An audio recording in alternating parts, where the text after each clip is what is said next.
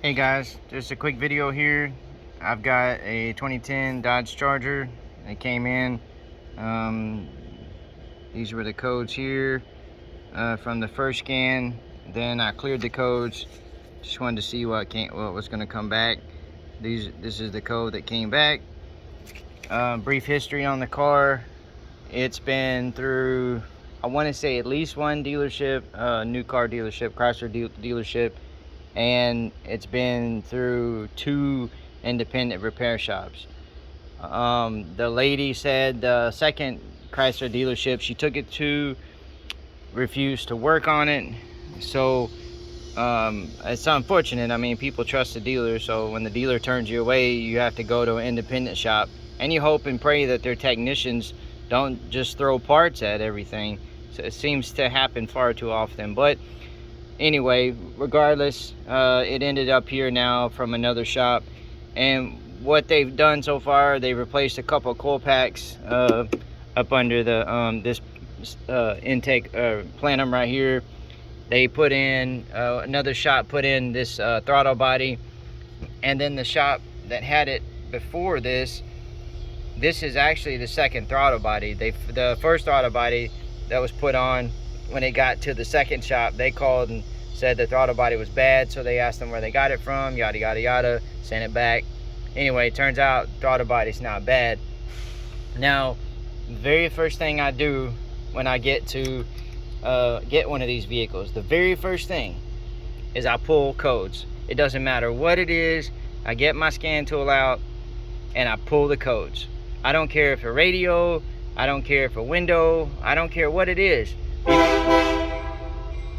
Sorry about that. I'm next to a train track.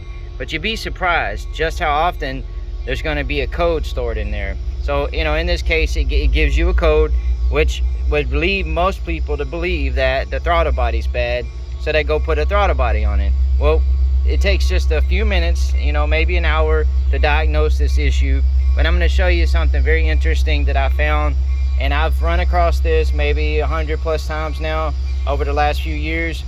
3.5 liter V6 2010 Dodge Charger. So I pull this connector off here to do a visual inspection on the connector. I run into a lot of Chryslers that have bad connections. Pins are bent, terminals are spread on the female side. Unfortunately, when I pulled this off to check it, everything was fine. There were no issues. I did a wiggle test real quick.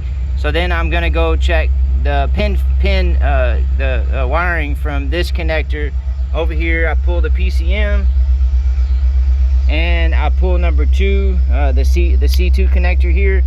So when I pull this connector, bam, you see the green crusties on the terminals. I don't know if you can pick up on the fluid that's coming out right there. You can see the cavity right there is full of fluid, and what this is coolant. So these cars, I've gotten more and more of them, they seem to have an issue with coolant migration. If you guys don't know what that is, look it up, or I can post a video on it at another time. So coolant actually leaks out of the coolant temperature sensor right here. So when you unplug, so I unplug the sensor, and you can see the coolant right here, how wet it is right there. And coolant will actually push itself, it wicks itself up through these wires, through the harness, and up into the computer right here, and it fills up the cavity.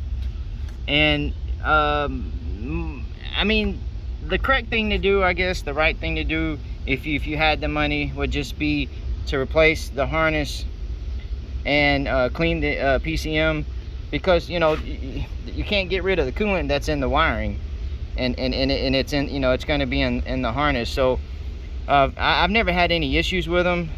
Some of the car dealers that I deal with, they have the money, and since they tote the note or they want it right, they go ahead and replace the harness. I had this problem in the early 2000s with Volkswagens. I want to say the Passats and the Jettas were the 2 that I had, and I had them in there weekly in my shop. People would send them to me from all over, and I'd have coolant migration real bad from the tank, and it would through this one of the sending units, it would push coolant into the harness, and that particular instant was caused. I mean, I had customers bringing me quotes as high as $3,000, and I understand, because you know there's a lot of parts that get damaged or could be damaged. So again, if you have a charger and you have the throttle body codes, take a moment. This may help you guys if y'all are looking for that hard. If you just have that problem and you can't figure it out, you have put a throttle body on it, you've checked everything, pop this the C2 connector up, which is the orange one. Pull it up. Just see if it's wet, and if it is, then you know that's your issue. You can clean the terminals, you can clean the coolant out. I use electric cleaner, and it works just fine. I've been doing it over 20 years on connectors and pins. Do not put any dielectric grease on these pins.